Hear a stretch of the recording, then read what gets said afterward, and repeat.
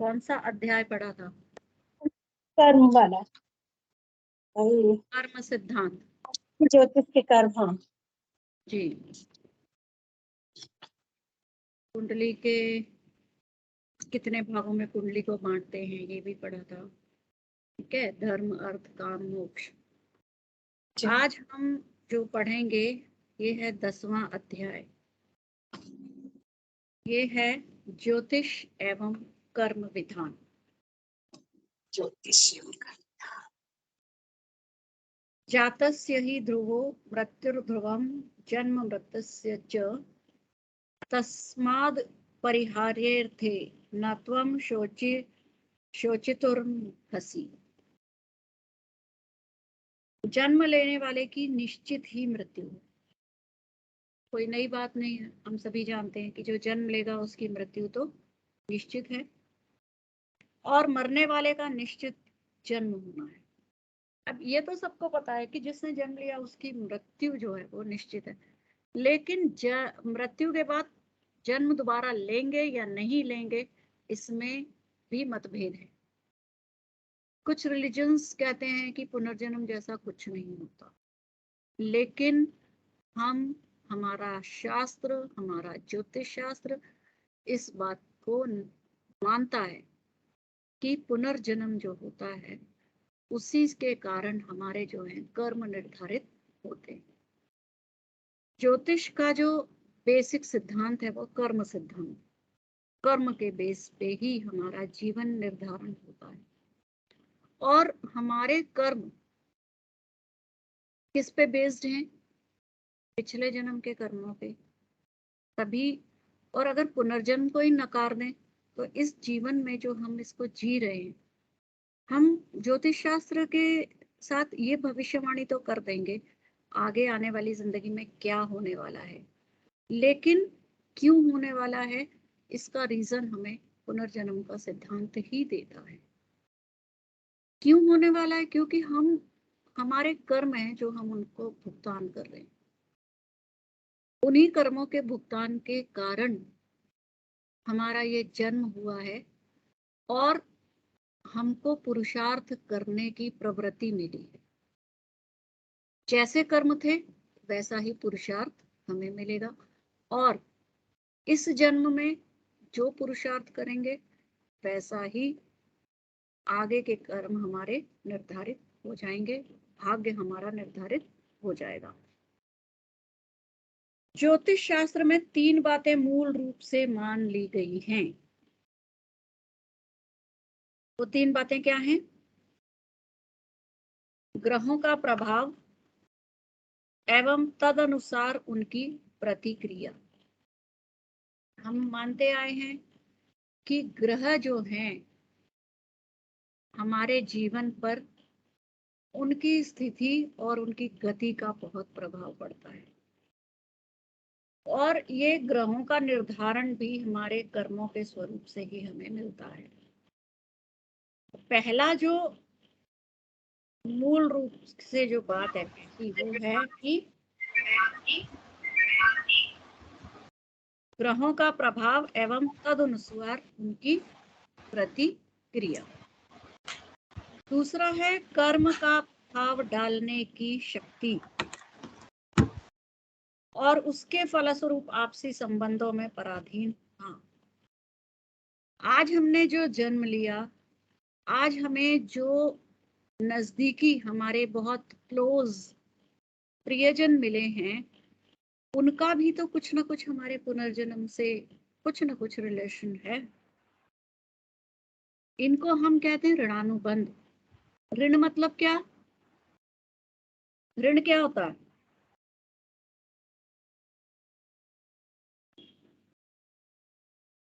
जो अपन को चुकाना रहता है। कर्जा होता है। ठीक है, ऋण मतलब कर्जा। अब ये ऋणानुबंधन कैसे हुआ? पिछले जन्म में चाहे वो हमारे माता पिता ही हुए होंगे, उन्होंने हमें बहुत कुछ दिया। ठीक है, उन्होंने हमें जन्म दिया, उन्होंने हमें पाला, उन्होंने हमें बड़ा किया, उन्होंने हमें रोजगार कमाने लायक बनाया। उसके बाद क्या किया, अगर हमने प्रतिफल में उनका ध्यान रखा, उनकी देखभाल की, तो कुछ हद तक हम उनके ऋण को उतार सकते हैं। लेकिन यदि हमने मुंह मोड़ लिया, तो कर्जा तो हमने ले लिया, चुकाया नहीं, तो वो क्या होगा, अगले जन्म का वो ऋणानुबंधन तैयार हो जाएगा। इस जन्म में तो नहीं, तो अगले जन्म में चुकाना पड़ेगा। लेकिन उसको पूरा किए बगैर हमारा कर्जा खत्म नहीं है। अब ये तो हुआ हम कर्ज लेके आ गए, और अगर पहले हमने किसी की बहुत सेवा की है, बहुत उसका हेल्प की है, बहुत ध्यान रखा है, लेकिन उसने प्रतिफल में हमारे लिए कुछ नहीं किया, तो हम उस पे कर्जा चढ़ा के भी आए। ज्योतिषी के लिए कहा जाता है कि कभी भी किसी कुंडली को बिना कुछ लिए ना देखा जाए। आप लोगों ने देखा होगा, हमारे घरों में रिवाज होता था पहले कि अगर कोई ब्राह्मण या ज्योतिषी उसके पास जाते थे तो खाली हाथ नहीं जाते थे। उन लोगों के पास जो जरूरी नहीं पैसा ही देते थे, जो अवेलेबल होता था, उनके अगर खेत में गेहूं हुआ है तो वो गेहूं की पोटली बांध के ले जाएंगे, कुछ फूल ले जाएंगे, फल ले जाएंगे, कभी खाली हाथ नहीं जाते। तो ये रिवाज क्यों बनाया था? क्योंकि ज्योतिष शास्त्र क्या है, दैवीय शास्त्र है। जो पर्सन उस दैवीय शास्त्र को पढ़ता है, कुछ ना कुछ देव कृपा उस पर होती ही है। और ऐसे देव कृपा वाले पर्सन से अगर हम हेल्प ले रहे हैं और उसको बदले में कुछ नहीं दे रहे हैं, तो हम उसके अपने ऊपर उसका कर्जा चढ़ा रहे हैं। इसीलिए कहा जाता है कि कभी भी आप अगर किसी से अपनी कुंडली डिस्कस करते हैं, चाहे वो आपके साथी ही क्यों ना हो, आपके गुरुजन हैं, कोई भी हैं, बिना एनर्जी एक्सचेंज के, जरूरी नहीं है कि आप उनको पैसे दें, कुछ और दें, गिफ्ट्स दें, ये जरूरी नहीं है। Energy exchange is must. आपने किसी से कुंडली दिखाई, बदले में आप उनकी कोई हेल्प कर दो। किसी भी तरह से लेन देन बराबर करिए, नहीं तो क्या होगा, आपका ऋणानुबंधन तैयार है। ऋण जो है चढ़ जाएगा या आप चढ़ा देंगे, कोई एक काम आप कर लेंगे। और दोनों ही कामों में क्या है, जो आपका सर्कल है वो चलता रहेगा। जब तक ऋणानुबंधन खत्म नहीं होते, आपके कर्जे का हिसाब किताब जीरो बैलेंस नहीं होता, तब तक आप बार बार आएंगे, चाहे कर्जा लेने आए या चुकाने आए, आना आपको पड़ेगा। तो इसलिए बेटर है कि उसी टाइम हिसाब किताब कर लें। किसी ने आपको 50 पैसे भी दिए हैं तो भाई ये ले 50 पैसे की चीज ले ले, तू ये बंधन में मत डाल, ठीक है। तो ये है कर्म का प्रभाव डालने की शक्ति और उसके फलस्वरूप आपसी संबंधों में पराधीन होना। हमारे कर्म ही है जो हमें ऋणानुबंधन में बांधते हैं। तो आपने देखा होगा संत जो हैं बड़े बड़े, वो कहते हैं कि भैया कर्जा ना चढ़ाओ ना चढ़वाओ। आपने देखा होगा जो संत हैं, एक्चुअल में जो संत हैं, वो कभी पैरों को हाथ भी नहीं लगाने देते। आप लोग इसका रीजन बता सकते हैं क्यों नहीं पैरों को हाथ लगाने देते हो? दूर से आशीर्वाद दे देते हैं, पैरों को मत छू। उनको ये नहीं होता कि ये हाइजीनिक नहीं है तो मेरे पैर गंदे हो जाएंगे, वो वाला सीन नहीं होता। बताइए क्या क्या रीजन हो सकता, आप लोग क्या मानते हैं, बताइए। वेद प्रकाश जी क्या सोचते हैं आप, क्यों पैरों को हाथ लगाने नहीं देते संत? पैरों से वैसे सुनते हैं कि कुछ एनर्जी जनरेट होती है, अगर कोई पैर छूता है तो उसको उसकी एनर्जी लेता है अपने में अंदर। तो बहुत से जी संत लोग ये भी मान के चलते हैं कि हमारी एनर्जी इसके अंदर जाएगी, अच्छी या बुरी जो भी है, तो इसलिए भी पैर नहीं छूने देते हैं, जी जी, है ना। सही कहा और आपने। पैर छुएंगे तो जी। हाँ, एनर्जी मैम कह मैंने लीजिए। सुना था, हाँ जी। पैरों मैम में मैंने सुना था कि भगवान विष्णु का एक्सचेंज है और हाथ में लक्ष्मी का। तो दोनों का से ग्रह वो होते हैं, इस वजह से भी कहा जाता है। मैंने मतलब कल पढ़ रही थी किताब, उसमें लिखा हुआ था जी जी सही कि कहा। तभी तो भगवान की जी हाँ, तो देखिए यही रीजन है। एक तो ये रीजन है कि वो पैर छूने से भी जो एक ऋण है वो चढ़ता है। मेरे किसी ने पैर छुए, मैंने उसको सदवचन कहे, आशीर्वाद वचन कहे, तो जब आप किसी को आशीर्वाद देते हैं तो जो आपके संचित पुण्य कर्म हैं वो उसमें से निकल के उसके पास जाते हैं। ठीक है, तो किसी को आशीर्वाद देना अच्छी बात है, बहुत अच्छी बात है, लेकिन उसके लिए हमारे पास बैंक बैलेंस होना चाहिए। आप अगर किसी को 100 रुपए देते हैं तो आपके पास 500 रुपए होगा तभी देंगे ना 100 रुपए। अगर आपके पास 50 रुपए हैं तो आप कैसे सोचेंगे कि मैं इसको 100 रुपए दे दूं। तो आशीर्वाद ऐसे ही आशीर्वाद नहीं बांटा जाता। आशीर्वाद देने का मतलब है, अगर आप दिल से किसी को आशीर्वाद करें, शब्दों से कह दीजिए कोई फर्क नहीं पड़ता, अगर आप दिल से किसी को आशीर्वाद देते हैं, हृदय से देते हैं, तो इसका क्या मतलब है, आप अपने संचित पुण्य कर्मों से कुछ हिस्सा जो है उस इंसान को दे रहे हैं, और उसके लिए आपके लिए संचित आपके कर्म होना जरूरी है। आप इसको एनर्जी कह लीजिए, आप इसको पुण्य कर्म कह लीजिए।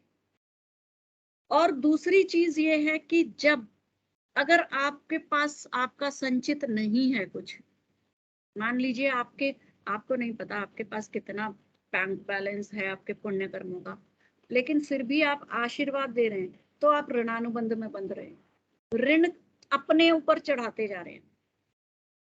ठीक है, तो आशीर्वाद अगर किसी को देना है तो बहुत अच्छे से सोच समझ के दीजिए और दिल से दीजिए, वाकई में दे रहे हैं। तो ये भी एक ऋणानुबंधन है।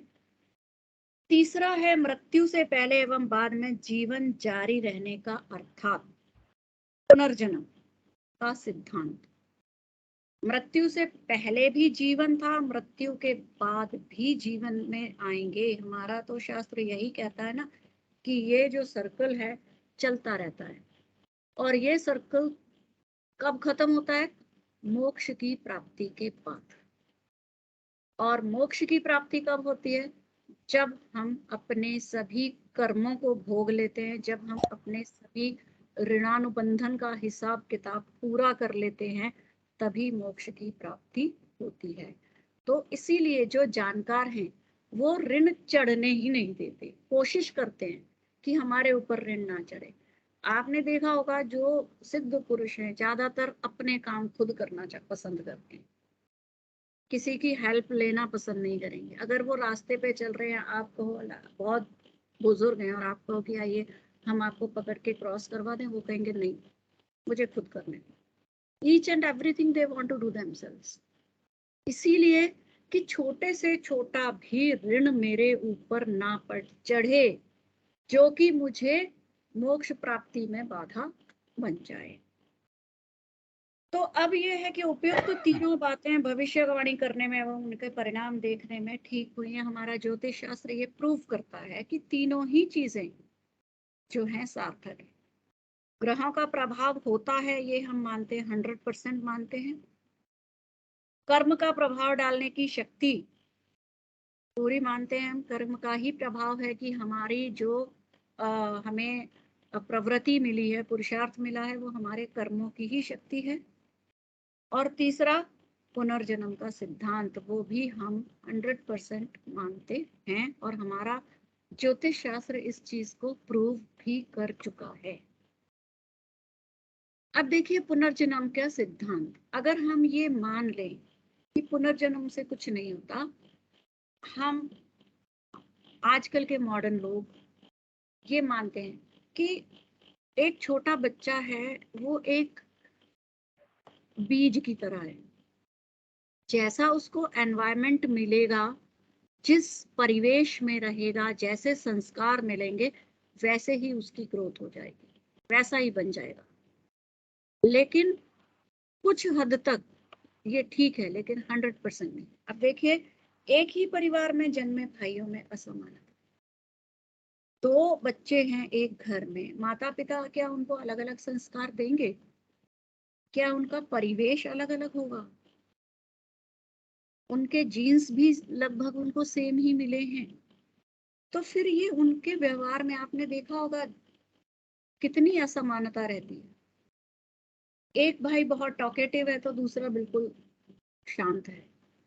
एक को दूसरों की हेल्प करने में मजा आता है तो दूसरे को लोगों को सताने में मजा आता है। तो अब ये कहाँ से संस्कार? माँ बाप तो नहीं संस्कार देते अलग अलग।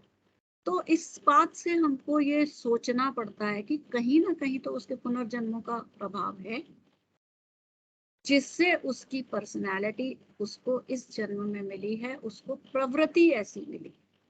पिछले जन्मों के कर्मों के कारण ही इस जन्म की प्रवृत्ति डिसाइड हुई है।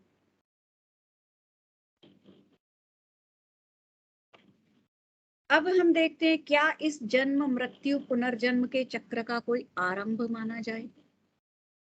क्या हम ये कह सकते हैं कि ये कभी तो शुरू हुआ, कि पिछले जन्म का कोई इफेक्ट नहीं है? यदि जन्म को ही प्रारंभ माना जाए तो उस व्यक्ति के जन्म के समय ग्रहों की स्थिति के आधार पर हम केवल उस मनुष्य के भविष्य में होने वाली घटनाओं की जानकारी का कारण नहीं बता सकते। जैसे कि मैंने बोला कि हम क्यों नहीं बता सकते, कब होगी कैसे होगी ये तो हम आंसर कर देंगे, लेकिन क्यों का आंसर हमें भविष्य की घटनाओं के लिए नहीं मिल पाएगा। उस क्यों का आंसर जाने के लिए हमें इस सिद्धांत को मानना ही पड़ेगा। ठीक है, जैसे हम अगर कोई कुंडली देखते हैं, उसमें हम कहते हैं कि भाई तुम्हारी कुंडली में तो ब्राह्मण दोष है, तुम्हारी कुंडली में पितृ दोष है, या और भी ऐसा कोई दोष है। तो उसका रीजन क्या है? वो कहेगा मैंने इस जन्म में किसी ब्राह्मण को परेशान नहीं किया, ना मैंने कभी मैं तो अपने माता पिता की पूरी सेवा करता हूँ, मैं अपने पितरों को पूरा सम्मान देता हूँ, फिर पितृदोष? तो कहीं ना कहीं इसका कारण हम नहीं बता सकते जब तक कि हम उस पुनर्जन्म के सिद्धांत की थ्योरी को नहीं मानेंगे। फिर हमें जाना ही पड़ेगा कि अभी का नहीं, कभी का तो है। जो सुप्त अवस्था में था अभी एक्टिव हो गया, दोष अभी नहीं किया, कभी तो कभी तो किया ही। लेकिन यदि हम यह माने कि पुनर्जन्म का सिद्धांत ठीक है, तो हमें यह मानना होगा कि किसी व्यक्ति का जन्म उसकी मृत्यु से संबंधित है और उसी से आगे चक्र में उसने अपना जन्म लिया है। तो हमारा ज्योतिष शास्त्र तो ये पूरी तरह से मानता है कि पिछले जो जन्म था उसमें जो कर्म किए, उसी उन्हीं कर्मों का प्रतिफल है इस जन्म में उसको जो जन्म मिला, उसको जो कर्म मिले। अर्थात उस जीव लिंग दो आत्मा का कार्य पिछले जीवन से संबंधित था और आगे भी रहेगा। आगे कैसे रहेगा? कि इस जन्म में जो भी पुरुषार्थ कर रहा है, जो भी कर्म कर रहा है, आगे आने वाले जन्म में उसके भाग्य का निर्धारण वही कर्म करेंगे। उन्हीं के आधार पर ज्योतिषी लोग जो भविष्यवाणियां करते हैं वे ठीक बैठती हैं। ज्योतिष शास्त्र का यही जीवन ध्येय तथा आदर्श है कि उन ऋषि मुनियों के विचार ठीक थे। जिन ऋषि मुनियों ने हमको ये शास्त्र दिया, ये सिद्धांत दिए, वो सिद्धांत सभी सही थे। ये ज्योतिष शास्त्र हमारा प्रूफ करता है। और इसीलिए हम इस शास्त्र को विज्ञान कहते हैं, महाविज्ञान कहते हैं। पुनर्जन्म के चक्र के जन्म मरण के मूल सत्य को समझे व माने बिना और कर्म की प्रभावकारी शक्ति ऋणानुबंधन को समझे बिना कर्म की विधि को ठीक प्रकार से समझना, उसकी महत्ता को जानना असंभव है।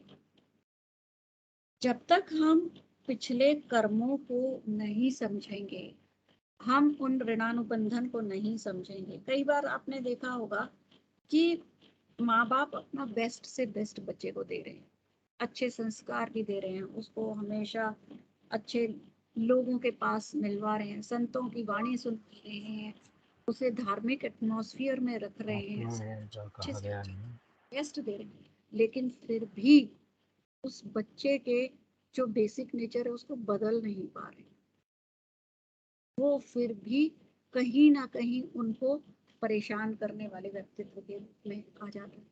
तो ये क्या है? ये ऋणानुबंधन है। अगर हम उनकी डीप स्टडी करें तो हमको कहीं ना कहीं मिल जाएगा कि हमने उसके साथ गलत किया था, कुछ ना कुछ उसके साथ जो गलत किया उसका ऋण लेने इस जन्म में वो बेटा बन के आ गया, और उसके जो भी ये कर्म है उसी वाला स्वरूप है।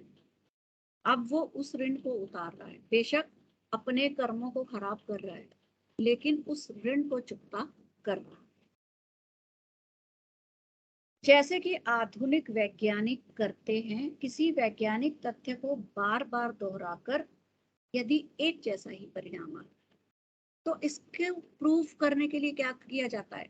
साइंस में आपने देखा होगा, किसी एक्सपेरिमेंट को एक बार किया, उसका रिजल्ट लिया, बार बार किया, और जब बार बार करने से एक ही रिजल्ट आता है तो उसको प्रमाण मान लिया जाता है। तो हमारे ज्योतिष शास्त्र में तो हमें कितने प्रमाण दिए, हर कदम पे हमें प्रमाण मिलता है। पुनर्जन्म से की थ्योरी का भी मिलता है, कर्म सिद्धांत का भी मिलता है, हर चीज का प्रमाण मिलता है।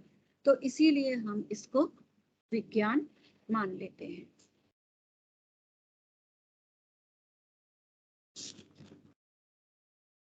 विभिन्न शक्तियां, दैव एवं पुरुषार्थ। हम यह विश्वास करते हैं कि प्रत्येक मनुष्य पर विभिन्न शक्तियां आपस में मिलकर एक प्रकार का समझौता करके अपनी अपनी क्षमता के अनुसार असर करती हैं। ये विश्वास हम करते हैं कि दैवीय शक्तियां हैं और हमारे ऊपर हमारी क्षमता के अनुसार असर करती हैं। दैवीय शक्ति की क्षमता को हम चैलेंज नहीं कर सकते, हमारी झेलने की कितनी क्षमता है उस क्षमता के अनुरूप ही शक्तियां हमारे ऊपर असर करती हैं। ज्योतिष शास्त्र में यह अध्ययन किया जाता है कि किसी मनुष्य पर ग्रह कैसे असर करते हैं और उनका हमारे कर्मों पर क्या प्रभाव पड़ता है।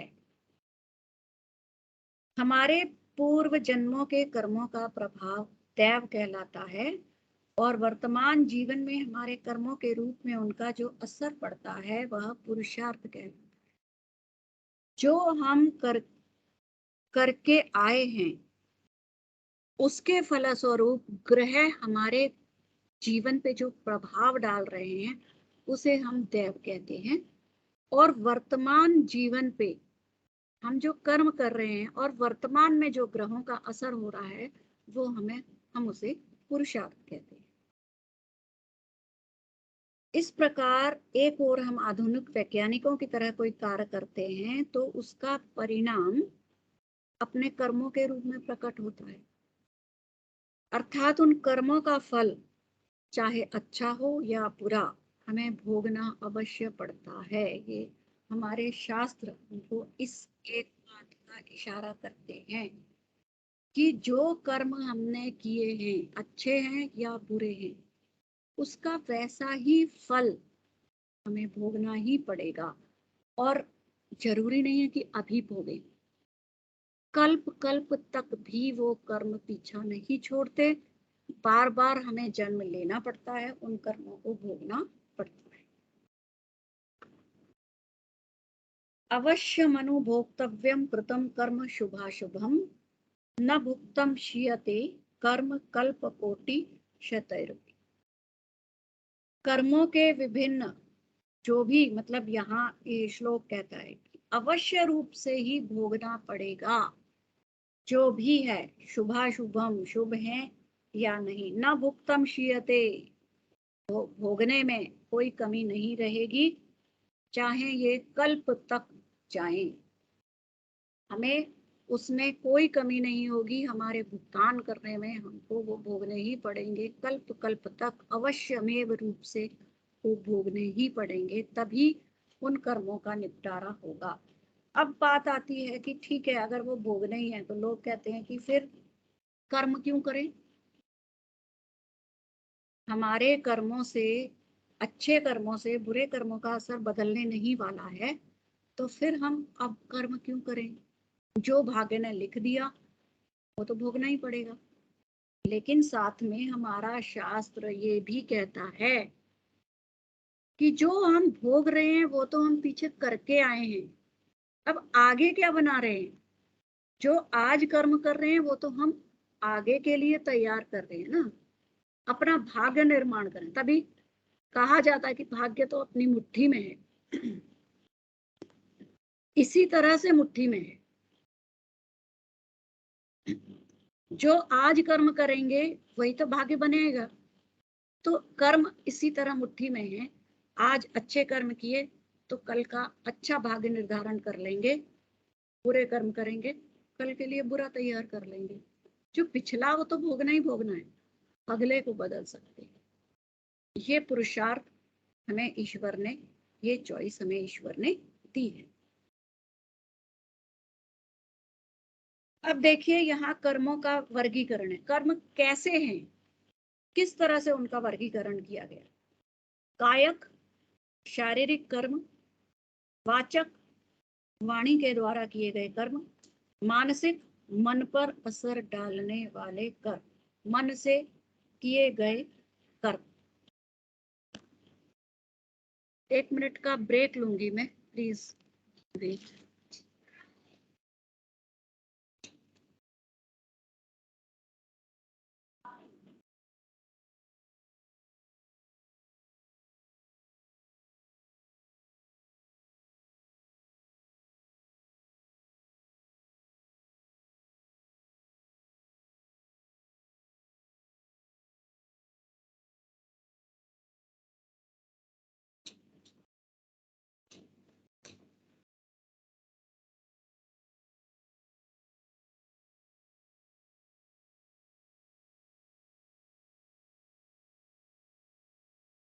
Three two three two three.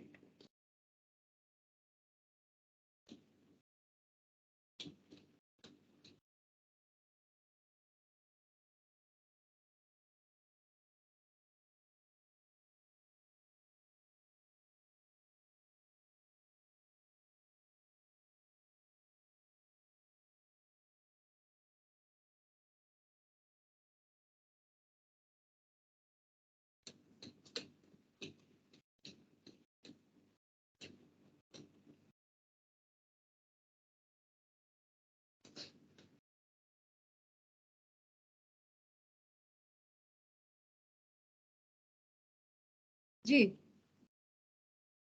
तो वर्गीकरण जब हम करते हैं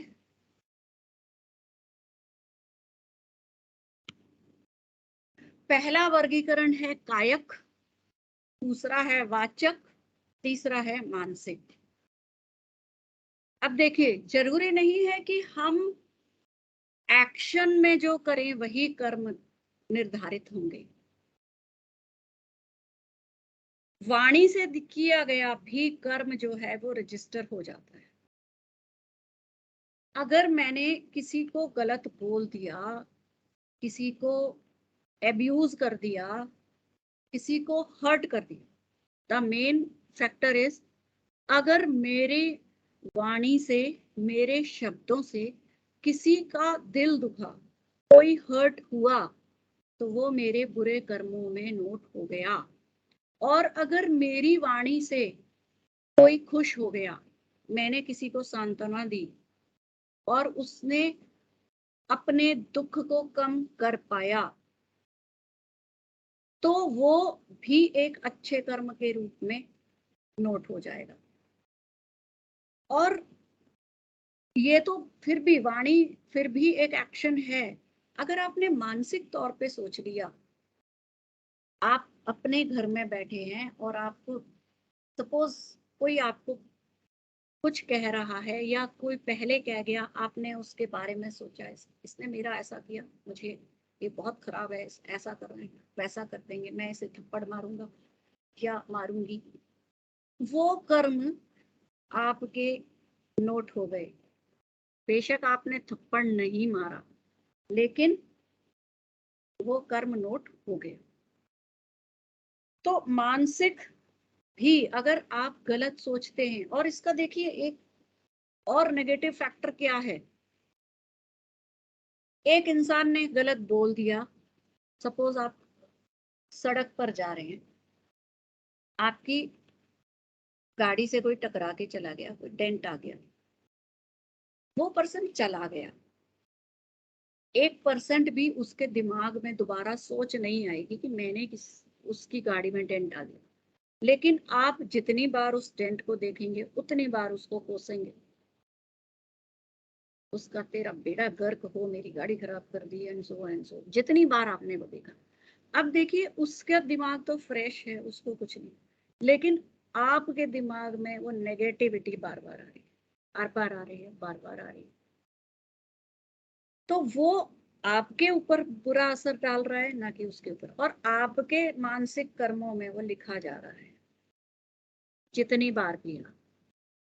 अगर कोई अच्छा काम है, किसी ने आपके साथ अच्छा कर दिया, वो भूल भी गया, लेकिन आप जब भी उस काम को रियलाइज करते हैं, आप कहते हैं अरे भगवान उसकी लंबी आयु कर दे, भगवान उसको सब सुख दे, उसने मेरा इतना अच्छा किया, उसने मेरा ये किया, उसको कुछ लेना देना नहीं है, लेकिन आपके अच्छे कर्मों में नोट हो रहा है कि ये आपके मानसिक कर्मों का निर्धारण उसी टाइम होता जा रहा है। एक छोटी सी स्टोरी है। एक पर्सन जो था किसी बगीचे के पास से जा रहा था, बगीचे में बढ़िया बढ़िया आम लगे हुए थे। उसने सोचा कि ये आम तोड़ के खा लूं, अच्छा रहेगा ना, लेकिन फिर उसको लगा कि नहीं, ये तो चोरी है, मुझे नहीं खाने चाहिए, वो चला गया।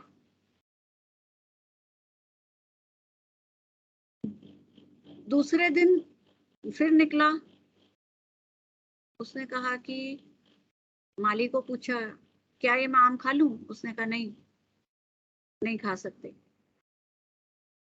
पास से कोई गुजरा, उसने कहा कि इसने खाने नहीं दिया, मैं तो खाऊंगा, तोड़ूंगा इसको। तीसरे दिन, उस दिन तो कह के चला गया, तीसरे दिन उसने क्या किया, वो आम तोड़ा और खाने लगा। तभी माली की नजर उस पे पड़ी, आम तो क्या खाना था, डंडे जरूर खाए। तो ये मतलब जो एक्शन व जो कर्म है, उनका रिजल्ट जो है वो बहुत जल्दी मिल जाता है। जो वाणी वाले हैं, कुछ देर में मिलता है। मानसिक नोट होते रहते हैं, इकट्ठे होते रहते हैं, प्रारब्ध बनते रहते हैं, लेकिन ऐसा नहीं है, मिलेगा जरूर। चोरी के बारे में सोचा, चोरी की, और ये कहा कि मैं इसकी ये चीज चुरा लूंगा, कुछ फ्रीक्वेंसी के कमी के साथ, लेकिन नोट सारे हो रहे हैं। चोरी के बारे में सोचा तो भी आंशिक रूप से चोरी कर ली, चोरी के बारे में बोला तो भी आंशिक रूप से चोरी कर ली, और चोरी की वो तो एक्शन है ही है। तो ये है शारीरिक, वाणी के द्वारा और मानसिक, तीनों ही प्रारब्ध बनाते हैं। बेशक आप सोचे मन में, आपने, अगर आप लोगों में किसी ने वर्ड्सवर्थ का नाम सुना है, उसकी वर्ड्सवर्थ की एक पोयम है डैफोडिल्स, बहुत फेमस पोयम है, शायद पढ़ी होगी या सुना होगा उसके बारे में। उस पोयम को में डैफोडिल्स के फ्लावर्स को पोएट एक बार देखता है, और हमेशा जब भी उस सीन को रिकॉल करता है वही खुशी फील करता है। यही हमारे मानसिक कर्मों का प्रारब्ध है। जो काम हम एक्शन नहीं कर रहे हैं, लेकिन बार बार जिसको सोच रहे हैं, वो हमारी प्रवृत्ति बन जाता है।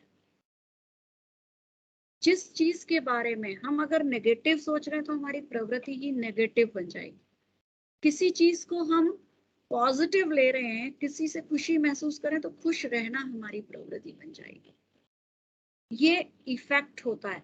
सिर्फ प्रारब्ध नहीं बन रहे हैं, हमारे अपने ऊपर भी इफेक्ट कर रहे हैं। हमारे कर्म, मानसिक भी, वाणी के भी। वाणी के कर्म कैसे प्रभाव कर रहे हैं? आप एक गलत बात बोल के देखिए किसी को, बदले में 4 सुनने के लिए तैयार रहिए। और एक बार आपने गलत बोला, आपकी पब्लिसिटी हो जाएगी। 4 बातें तो वहां सुन ली, उसके बाद आप पब्लिकाइज हो गए। इस पर्सन को तो बोलने की अकल नहीं है, इसे दूर ही रहना। क्या होगा? जो लोग हैं वो जो आपसे बच बच के चलना शुरू कर देंगे। आपके वाणी के कर्मों का इफेक्ट हो गया। और शारीरिक कर्मों का तो असर मिल ही जाता है। आपने देखा ही, नोट ही किया हो, जैसा कर्म करोगे वैसा फल पालोगे। तो ये हमारे तीनों कर्म हो गए। पहला वर्गीकरण है कायक, वाचक और मानसिक। संस्कार क्या है? अब ये तो कर्म है, लेकिन संस्कारों का भी तो हमारे जीवन पे बहुत प्रभाव पड़ता है। सिर्फ कर्म तो दे रहे हैं हमें प्रवृत्ति, संस्कार भी तो दे रहे हैं। वास्तव में संस्कार क्या है? क्या यह कोई छाप है, अथवा छोड़ा हुआ प्रभाव है, अथवा कोई शब्द है, या कोई सांचा है? संस्कार क्या कोई सांचा है कि जिसमें जो चीज डालो वो ढल जाएगी? कहा जाता है कि एक छोटे से बच्चे को जिस संस्कार में ढालेंगे उसी में वो ढल जाएगा। बहुत हद तक ये बात सही है, लेकिन 100% सही नहीं। 100% सही इसलिए नहीं है क्योंकि संस्कारों का प्रभाव तो दिखेगा, लेकिन पिछले जन्मों के कर्मों का हिसाब किताब कहाँ जाएगा? प्रवृत्ति तो वहां से भी आ रही है ना, सिर्फ संस्कार से नहीं आ रही, उधर से भी आ रही है। जिसके अनुसार कर्म किए जाते हैं, अथवा कोई ऐसी शक्ति है जो एक विशिष्ट स्थिति में कार्य करने को प्रेरित करती है। अब ये है कि हम कर्म कैसे चूज करें, हमें लाइफ में करना क्या है, किस तरफ जाना है, ये कैसे चूज करें। तो क्या ये हमारे संस्कार हैं जो हमें उस तरफ भेजते हैं, या कोई ऐसी दैवीय शक्ति है जो हमें प्रेरित कर रही है कि ऐसे काम करो या ऐसे? दोनों ही चीजें हैं, डेमन एंड गॉड। क्या डेमन की शक्ति है जो बुरे कर्मों की तरफ ले जा रही है, और गॉड की शक्ति है जो अच्छे कर्मों की तरफ ले जा रही है? या जो हमारे पिछले जन्म या जन्मांतरों के पिछले कर्मों के प्रभावों एवं शक्तियों के अनुसार विशिष्ट गति के साथ कार्य करने को? या फिर कोई ऐसी स्पिरिचुअल पावर है, या फिर हमारे पिछले जन्मों की ही संस्कृति है, हमारे पिछले जन्मों का प्रभाव है, कर्मों का प्रभाव है, जो हमें प्रेरित करती है अगले कर्म करने के लिए? कर्मों के सिद्धांत का सारांश इस प्रकार हो सकता है। एक विचार को बोना, जैसे अभी हमने डिस्कस किया कि जो भी कुछ हम बार बार सोचते हैं वो हमारी हैबिट बन जाता है, हम उसी के ऊपर चलने लगते हैं। एक विचार को बोना, किसी कार्य को काटना। जब आप एक ही विचार को बार बार सोचते हैं तो वो आप एक्शन में करने लगते हैं, आपको पता ही नहीं लगता कि आप कब वो करने लगे। मैं इंग्लिश स्पीकिंग की क्लासेस लेती हूँ, तो मैं वहाँ पे जो स्टूडेंट्स हैं उनको बोलती हूँ कि आप जो आपके मन में विचार चल रहे हैं उनकी लैंग्वेज कन्वर्ट कर दो, आप इंग्लिश में सोचने लगो। हर चीज जब आप इंग्लिश में सोचेंगे, आपको खुद पता नहीं चलेगा कब आप इंग्लिश बोलने लगे।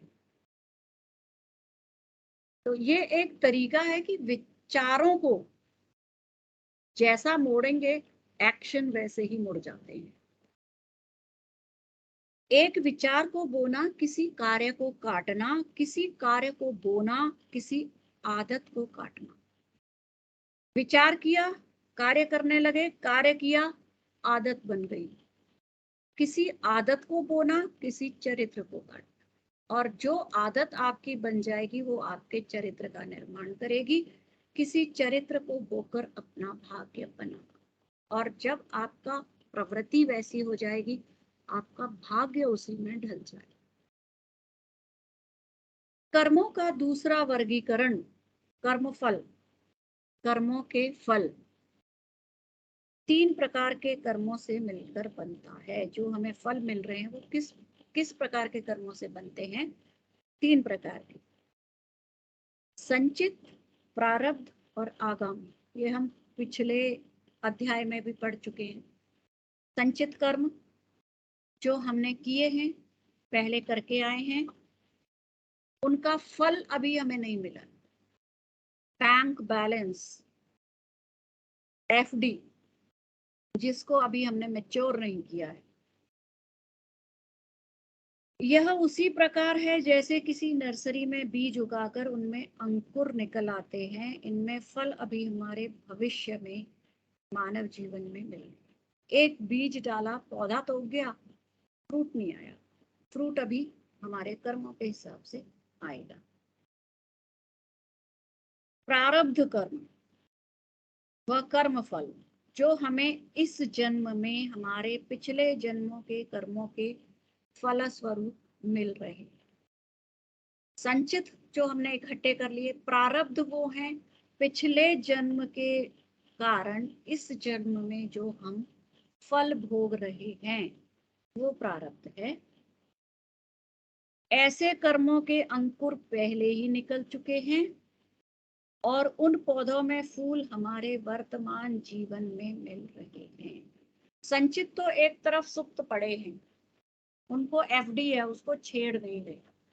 प्रारब्ध जो है वो बैंक एक्टिव अकाउंट है। जमा तो पिछले जन्म में किया, यूज अब कर रहे हैं, निकाल रहे हैं उसको, एंजॉय कर रहे हैं, वो प्रारब्ध है। और आगामी जो आगे आने वाले हैं, भविष्य में विचार रखते हैं उन कर्मों को करने का, जो हमारे भाग्य का निर्धारण भी करते हैं। और इसके साथ ही हमारे संस्कारों का प्रभाव उन पर पड़ता है। जो कर्म हमें करने हैं और जो आज हमारे संस्कार हैं, उसके संस्कार हमें किस में मदद करते हैं? कर्मों को चुनने में।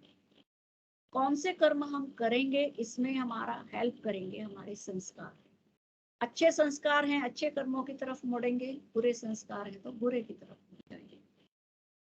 ये कर्म हम वर्तमान जीवन में करते हैं, पर इनका फल हमें भविष्य में आगामी जन्मों में मिलेगा। कर्मों का तीसरा वर्गीकरण प्रसंगवश।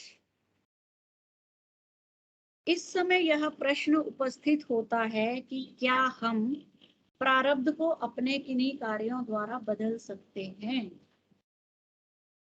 अब देखिए, संचित का तो मतलब ही नहीं है, उसको तो हम बदल ही नहीं सकते। प्रारब्ध को क्या बदल सकते हैं?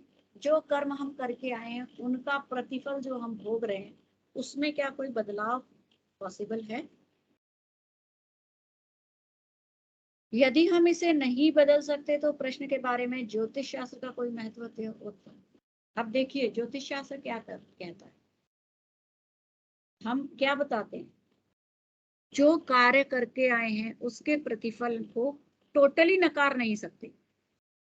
ये नहीं कह सकते कि आपके जीवन में ये घटना होने वाली तो हम इसे बिल्कुल बदल देंगे। ज्योतिष शास्त्र कहता है उसको थोड़ा सा कम कर देंगे। कैसे? एक तो जैसे पहले हमने डिस्कस किया, उसके बारे में पूर्व सूचना देकर हम उसको प्रिपेयर कर देंगे, और दूसरा उपाय करके उसको कुछ उसकी गति को घटा सकते हैं। जैसे मैंने एग्जांपल दिया था कि एक्सीडेंट होना है, अचानक से होगा, ज्यादा इंजर्ड होंगे। अगर हमें पता है कि यहाँ खतरा है, संभल के चलना है, तो थोड़ी इंजरी कम होगी, और फिर उस इंजरी को बर्दाश्त कैसे करेंगे या उसको थोड़ा सा और उसको कम कर सकते हैं कुछ उपाय करके। तो यहाँ प्रारब्ध को हम पूरा बदल नहीं सकते, उसकी फ्रीक्वेंसी को थोड़ा बहुत घटा बढ़ा सकते हैं ज्योतिष शास्त्र की मदद से। यहाँ ज्योतिष शास्त्र हमारी हेल्प करता है। हम प्रारब्ध अथवा कर्म फल को, अब जो प्रारब्ध के, जो हमें पिछले कर्म हम करके आए हैं उसका जो प्रतिफल हमें मिल रहा है, उसका जो रिजल्ट मिल रहा है, उसको हम विभिन्न वर्गों में बांट सकते हैं। ये है दृढ़, अदृढ़ और दृढ़ादृढ़। दृढ़ कर्म फल हैं जो हस्तांतरित नहीं किए जा सकते, बिल्कुल उनमें कोई बदलाव नहीं हो सकता, अर्थात यहाँ दैवीय शक्ति अथवा भाग्य के अनुसार फल मिलना आवश्यक है। यदि ऐसे कर्मफल बुरे होते हैं तो उन्हें अरिष्ट कहा जाता है। इसी प्रकार अदृढ़ कर्मफल